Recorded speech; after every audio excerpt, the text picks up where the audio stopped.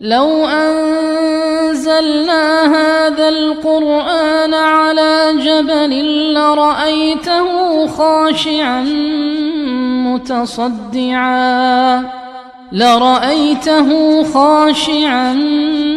متصدعا من خشية الله. الحمد لله الذي أنزل القرآن مبشرا ونذيرا وأرسل محمدا صلى الله عليه وآله وسلم بإذنه سراجا منيرا وصل على محمد وعلى آله وأصحابه أجمعين. قال الله تعالى في قرآن العزيز: أستعيذ بالله بسم الله أولم يروا إلى الطير فوقهم صافات ويقبضن ما يمسكهن إلا الرحمن إنه بكل شيء بصير. Mülk yoki Tabarak surasining 19-oyatida Allah subhanahu va taala mundaq dedi: Ular insonlar ustida qata sat tizilib turib uchivatgan uchar qushga qarab baqmamdi. O uchar qush qanotlarini qata tizib uchudu. Yana bir ma'nosi, o uchar qushlar havoda, osmonda qata tizilib sap bo'lib uchudu. O uchoqlar o'zlarining qanotlarini havoda yig'ib turdi. O uchoqlarni faqat butkul dunyodagi har bir shayga rahim qilg'uchi, rahmati katta bo'lgan Rahman Taala tutib turdi. Haqiqatan Allah subhanahu va taala her narsani ko'rib turg'ushidir. Allah subhanahu va taala yer sharini insonlarning ustida her türlük turmush maishatlari uchun, yer sharining taraqqiyoti va insoniyatning hayotining taraqqiy qilishi uchun yer shari ustida her tarafga yürüyüş yollarını, yer şari ustida yaşashni asan ve kolay yaratıp berdi. Şunda kolay ve asallaştırıp berganligini ilgirki ayette Allah subhanahu ve taala bayan kıldı. Yer şarının kolay ve asan buluşu her kandak bir turmuş maişetlerini keçirişimiz için etrafta qaysi yerga barimiz desek her türlü qatnash vositasi bilan bara olishimiz uchun ustidagi her türlü boyliqlarni qizib manfaatlanishimiz uchun va shundaqla yer sharidagi her bir o'ringa imorat binolarni sirib o'ltira olishimiz uchun Allah subhanahu va taala yer sharini bizga qulay qilib, hem üstlerinde qaysi tarafga berib rizq izlesek izleydigan yollarını bizge asallaştırıp ve rızıklarını asallaştırıp Allah Taala yer şarını bizge xuddi boysundirilgan yavaş ulaqqa o'xshash bizge yavaş boysundirilgan qulay qilib bergan. Agar xolisa Allah subhanahu va taala shu yernimi birdamda yatavrash, her türlük ya yutkuzuş afatlarını keltiriş, yeryüzündeki insanların isigi kep bakmagan balay afatlar bilen yana Allah rahmet kılgan şu yerine Allah yani insaniyetini cezalaş, intikam alışqa hem aylandırışqa hem qadir. Şimdi bu derste, bu ayette Allah subhanahu ve taala yer şarida yerini insaniyetga manfaat qilib shundaq qulay yaratib berganiga o'xshash havoni Allah subhanahu va taala uchoq qush uchun bo'ysundirib berganligini, uçaq qushlar havoda xohlagan joyga uçalaydigan qilib berganligini bayon qildi. Ham bu uçaq qush bizlarning yoki uning go'shidan foydalanadigan Allah halol qilib bergan ne'mat yoki uning kushidan qochig'iga o'xshash u orqali o'laydigan uning kushidan bizga Allah ne'mat qilib bergan bir ne'mat. Ham dunyo hayotligining bir ziynati. Mushu havoda uchayotgan qushlar Allah subhanahu va taolaning bizga bergan ne'mati. Ham biz hozir uchayotgan u yoqdan bu yoqqa berayotgan aeroplanlarning yasalishimi mushu uçaklarning uçuşu qarab yasalgan.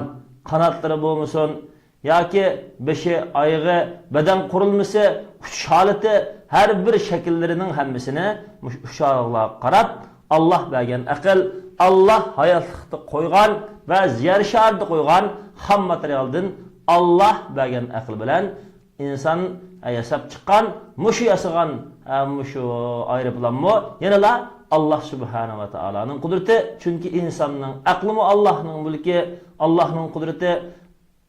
Yer sharidagi barliq aeroplan yashaydigan, aeroplan yasab chiqadigan ham materiallarning hammasi mu Allah subhanahu va taolaning mulki, Allohning qudrati. Shuning uchun Allah subhanahu va taolo bu oyatda havoda uçaklarga shunda qulay bir sharoitni yaratib berganligini ne'mat qatorida bizga so'zlaydi. Haqiqatan biz ko'rayotgan uçaklarning mavjud bo'lib uçib turishiga sabab bo'ladigan pay uçaklar badanida 25,000 paydan ortiq pay var. Onun uçağlığının kuşuluk derecesi qanchalik ig'ir bo'lsa, paymo tıxım artıq burda. Pay o'zi yenik, lekin kuchliq bo'lgan, kuch quvvat egasi bo'lgan uçağlığının uçuşga yordam berdi. Bir payda biz ko'rayotgan bir payda yana nurg'unlagan kichik qildanch paylar bor. Shu paylar orqali cho'ng paylar bir-biriga tushib, havo bisimiga qarshi uchish harakatining maydonga kelishiga va shundaqla paylarning bir-biriga to'r shaklda bog'lanib, havoda kuch paydo qilishga sabab bo'ladi. Demak, mana bu shundaq kuchliq, güzel, puxta bo'lgan yaratishni zodi kim yaratdi? Hamma shayga rizq berguchi, hamma shayga nazorat qilguchi, hamma shayga kech-kunduz rahim shafqati bilan uningga loyiq ravishda uning hayotini o'tkazoladigan to'g'ri yo'lni ko'rsatib berguchi ulug' Allah subhanahu va taolo kashf qilib yaratdi. Biz ko'rayotgan bu uçaklık asman hava qatlamida yerdan xilbek igiz biz shumiradigan sap havodan ayrılgan hava bisimi bor joyda uchadi. Shu havo bisimi bor joyda Allah subhanahu va taolo uçaklıkta shundaq bir iqtidorni berganki, shu issiq havo va normal havo yo'q, balki issiq havo bor. Shundaq rayonlarda uning badanida shu shumirgan havoni sovutib qabul qiladigan shundaq iqtidorni Allah subhanahu va taolo uçaklıkka bergan. Ham Allah subhanahu va taolo uçaklıkka insonning ko'zidan 8 hassa ortiq ko'rish quvvatini berib, Allah subhanahu va taolo uçaklıqning ko'zini alohida ko'rish iqtidori bilan chaplagan. Agar Allah subhanahu va taolo uçaklıqqa alohida ko'rish iqtidorini insondan 8 hassa yuqori ko'rish iqtidorini bermaydigan bo'lsa, uçaklık havo turib o'zining yeydigan ishimlik yoki yemeklikini yeyish, ichishga qodir bo'la olmaydi. Alloh subhanahu va taolo uningga yeyish, ichishni qulaylashtirib bersin uchun, shunga uningga insonning ko'rish iqtidoridan 8 hassa ortiq iqtidorini bergan. Qarindoshlarimiz, mushu yuqorqi biz so'zlab o'tgan xushchaqliklardagi iqtidorlar xushchaqlikqa zodi nerdan kelgan? Buning hammasi qudratlik, hammaga qodir, hammani ko'rib, bilib turadigan ulug' Alloh subhanahu va taoloning rahmatidan kelgan. Shunga Alloh subhanahu va taolo har qandaq bir shayga rahim qiluvchi zot bo'lg'achqa, o'zining Rahmon sifatini keltirish orqali mush xushchaqlikni ana shundoq iqtidorlar bilan yaratib, havoda uchib ketishning oldini ilib to'xtatib turadigan shundoq rahmatlarining hammasini bayon qilish orqali o'zining har bir shayga, hattoki xushchaqliklargacha rahim qiladiganligini bayon qilish orqali insoniyat ulug' Allohning rahmatini tunishi, ulug' Alloh subhanahu va taoloning qudratlarini bilish orqali Alloh tarafiga haqiqiy pushaymon qilib, qaytib kelib Allohning buyruqlarini, payg'ambar alayhisolatu vasallamga tushirgan islom risolatini qabul qilishga Alloh subhanahu va taolo mushu oyat orqali undaydi. Demak, har bir musulmon hayotlikda tafakkurning va analiz qilishninki o'g'li bo'lish kerak. Haqiqatan uchoq qushninki uchishi havolarda yumaloq halqi bo'lib tizilib uchishi, bir qit'adan bir qit'aga yo'tkilishi, yer sharining shimol tarafidan janub tarafiga yo'tkilishi, yana shundaqla janub tarafidan shimol tarafiga hech qandaq bir qo'liga shu uchoqlar xarita olib olmasdan yetkizib apirib qo'ydigan bira yetkizguchi yetakchi aeroplan yoki yetakchi bir atal narsa yo'q. Yer sharininki bir tarafidan yana bir tarafiga o'zi oldiga xuddi aqliba inson aeroplanni uchib mongandek xaritasiz, yo'l ko'rsatkichsiz, kapitansiz apirib qo'ydigan bir uni uchoqlarning ustiga elib apirib qo'ydigan, yo'l ko'rsatib turadigan bira yo'l ko'rsatib apirib qo'yg'uchi bo'lmasimi yoki apirib yo'l ko'rsatib qo'yishga sabab bo'lgan bir narsa bo'lmasimi, o'zi bu tarafdan u tarafga uchib boradiganligining hammasi Alloh subhanahu va taoloning ajoyib qudrati va katta ratlik.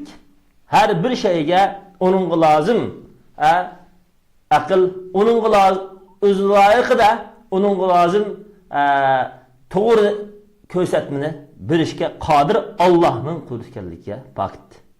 Masalan, biz uning ustida uchayotgan aeroplanlar yer sharida u yoqdan bu yoqqa uchib kech kunduz insoniyatning musofirlarini yutkab yurdi.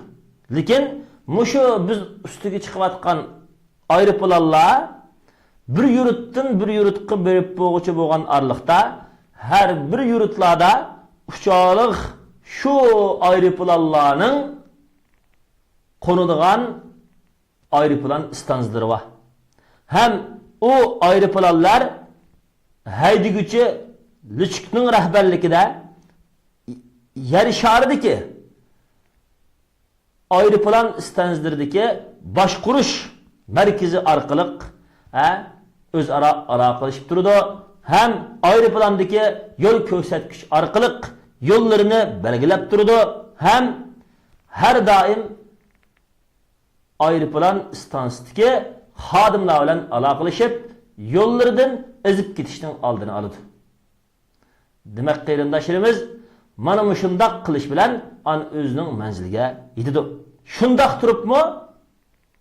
Bu yerda bizga alohida bir ogohlantirish borki, hozirgi zamonda kech kunduz neçe min qıtım yurutdin, şəhər-şəhərdin meyli Allah razı bulduğan hac Beytullah, Allah'ın beyti, haremni hac qilish uchun mağdığan ayrıplallah bolsun.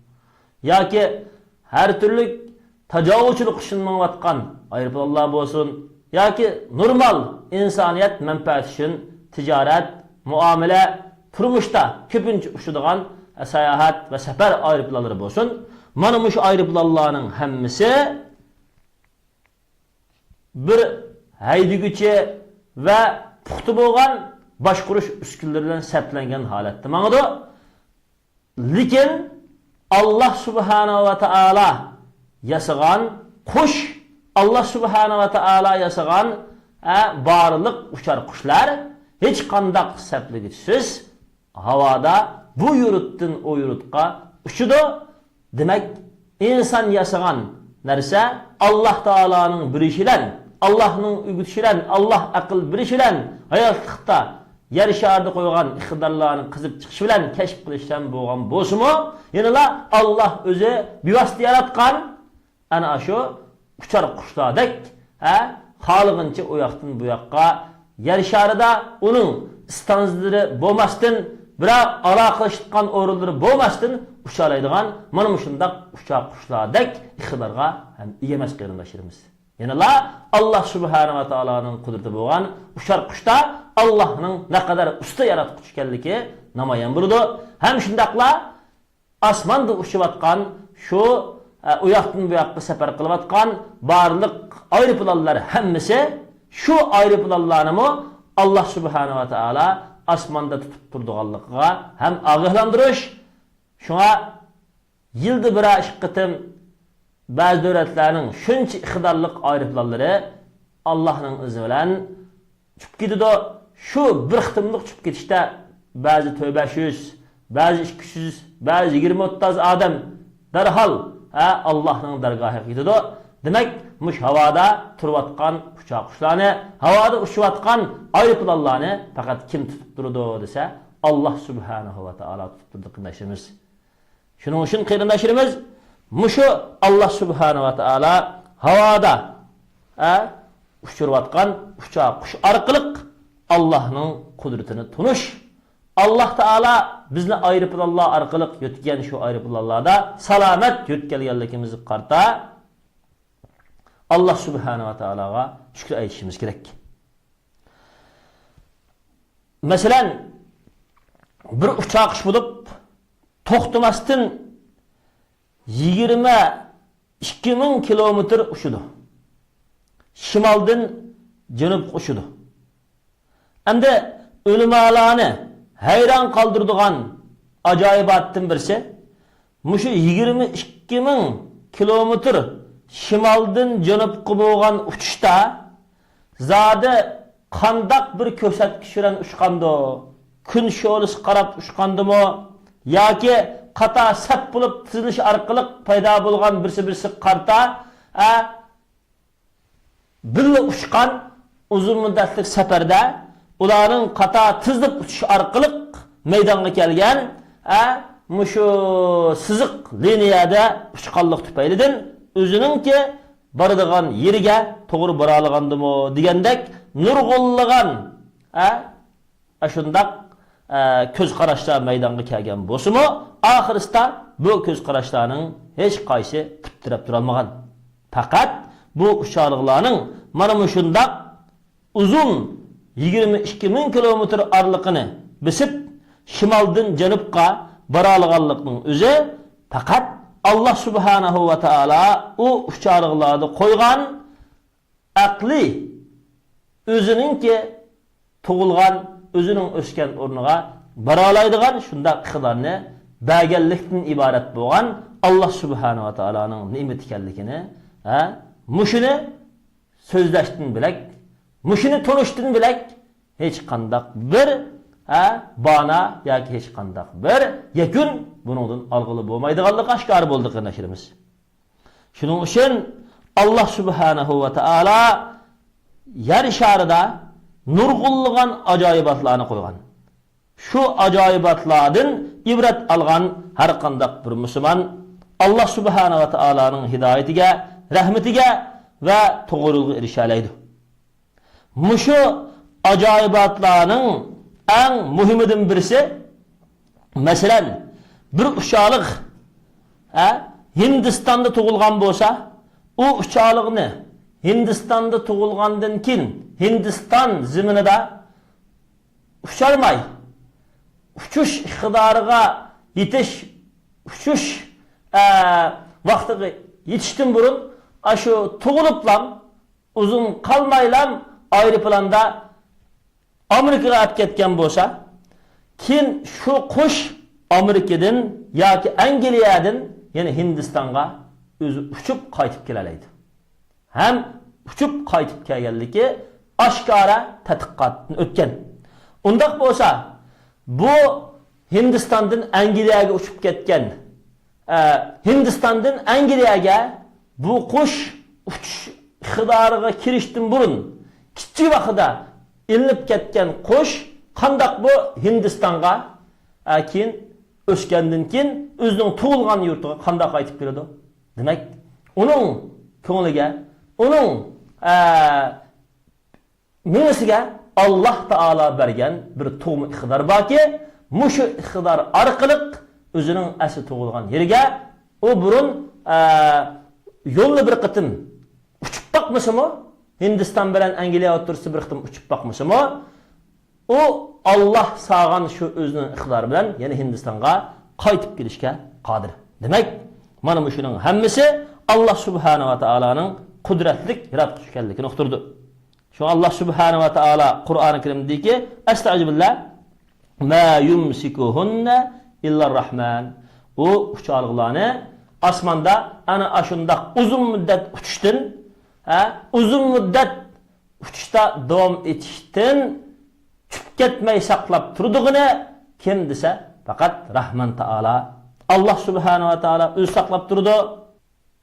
Eng muhimi, inson o'zi yasagan Allah subhanahu va taala bergan aql va yer sharidagi qo'ygan Allah subhanahu va taolaning ham materiallaridan foydalanib yasagan aeroplanda inson, masalan, uning ba'zanlari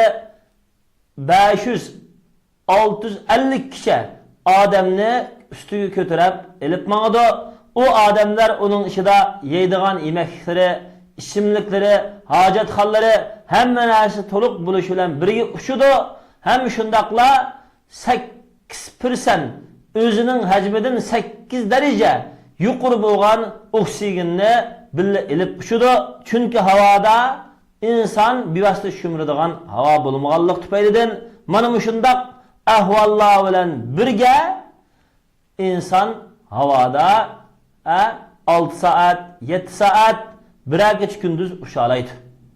Lekin Allah subhanahu va taala yaratgan uçaq qush ana shu yuqorida eringandek bir qancha kilometr, bir qancha ming kilometr uzun araliqni Allah'ның qudratidan uçudu. Mana shundaq uçuş insanның öz yasagan aeroplan qargan vaqtda ne kadar yuqori iqtidor, ne kadar yuqori qobiliyat ekanligi bizga oshkor bo'ldi. Chunki inson ma'lum vaqt uchish jarayonida yeydigan, yemeklikka, ichadigan ichimlikni birga ko'tarib yuradigan gap. Ammo uchoq qushlar shunchalik uzun masofani o'zida Allah onunğa bergen iqtidor bilan burun uzuqlagan uzuqni saqlab o'zining badan qurilishiga tadrijiy uzuqlash pokallarida elib qolgan uzuqni tadrijiy singirish orqali necha ming kilometr masofani uchalaydigan mana shunday iqtidorni Allah subhanahu va taala uchoq qushga bergan qarindoshlarimiz. Demak, mana bu uchoq qushga haqiqiy aql ko'zi bilan qaraydigan odam Allohning qudratini haqiqiy ko'rdi. Şuna Allah subhanahu wa ta'ala avalam yarav ila tayri fawqahum üstüde uçuvatkan uçaq qushqa qarab baqmamdı deydi. Hem şundaqla mushu uçaq qushqa o'xshashlar salmon biliqi deydigan bir buliq bo'lib, bu biliq Yevropa qirg'oqlaridan Amerikadagi O'stanlarning bosh tarafiga Amerikadagi Amerika daryosininki beshiga g'arb tarafga yuzinib Yevropa qirg'oqlaridan Amerikaga bu biliqlar suv ostida dengizdan minib ketadi. Mushu Amerikadagi Amerika daryosiga yenib ketishga asosan asli bu biliqlar mush o'rindan bag'achqa mush o'zi burun kelgan o'ringa kelib shu yerda o'lish uchun mush Amerika daryosiga kelib Yevropaninki dengizlaridan Amerika daryosiga kelib shadirdi. Demak, qarindoshlarimiz mana mushundaq biliqlarga mushundaq iqtidorni bergan, mushundaq o'zining yurti qaytarg'udak aqlni bergan kishi zodi kim? U bo'lsin Alloh. Chunki Alloh subhanahu va taolo Qur'oni Karimdagi astag'firullah qala faman rabbukuma ya Musa qala rabbuna allazi a'ta kulla shay'in khalqahu thumma hada Taha 49-oyat. Fir'aun dedi. Sizlar Musa bilan Harunning parvardigori kim? Ey Musa dedi. Degandan keyin Musa alayhisalom deyki, Musa alayhisalom deyki, bizning parvardigorimizdir-ki, o parvardigorimiz har bir shayga uning yaratilishini, uning yaratilish qurilmasini berdi. Andın o shayga loyiq bo'lgan, o mahluqotga, o uchoq-qushqa, o hayvonot, o insoniyatga uningga loyiq bo'lgan ko'rsatmani, aqlni, uningga loyiq bo'lgan fitrat, tabiiy o'zini qo'g'dash, o'zi hayotda foydalanish iqtidorini uningga berdi deb Musa alayhisalom Fir'aunga shunday javob bergan qarindoshlarimiz. Masalan, arablar dengizida Nil daryosidan o'ttir dengizga yetib boradigan yilonga o'xshaydigan bir biliq bo'lib, bu biliqmi Nil daryosidan o'ttir dengizga o'zi boradi. Bu biliqlar Jabal Tariq, Manash bo'g'ozlaridan o'tib, shu o'ttir dengizga boradi. Mushuning hammasi nereden kelib chiqqan desa, Allah subhanahu va taoloning ularga saplab bergan aqli iqtidoridan, Allah subhanahu va taoloning ularga bergan ko'rsatmasidan maydonga kelgan. Mana bu Allah subhanahu va taoloninki uchoq qush hayvonotlarga bergan ko'rsatmasi. Ammo Allah subhanahu va taoloning insoniyatga payg'ambar sallallohu alayhi va sallamni avatish orqali, Allah taoloning ustiga bo'lgan Qur'oni Karimni tushirish orqali hem Qur'oni Karimning amaliy bo'lgan bayonot, hujjatlardan iborat osmon zimindagi Allah subhanahu va taolo qo'ygan amaliy Allah taoloning hujjatlari orqali Allah subhanahu va taolo insoniyatni hidoyatga boshladi. Hem Allah subhanahu va taolo insoniyatda Allah ularni to'g'ri boshlaydigan, to'g'ri bilan xatoni ayiradigan aqlni berdi. İnsanni Allah subhanahu va taolo yer sharidagi eng ulug' maxluq qilib yaratdi. Undaq bo'lgan ekan, inson Allah bergan mush aql orqali Allah subhanahu va taoloni Allah uningga topshirgan taklifotni tanlamdi yoki Allah subhanahu va taologa tuzkurlik qilamdi. İnson o'zidan qat'iy hisob olish kerak. Va salli ala Muhammadin وعلى آله وأصحابه أجمعين.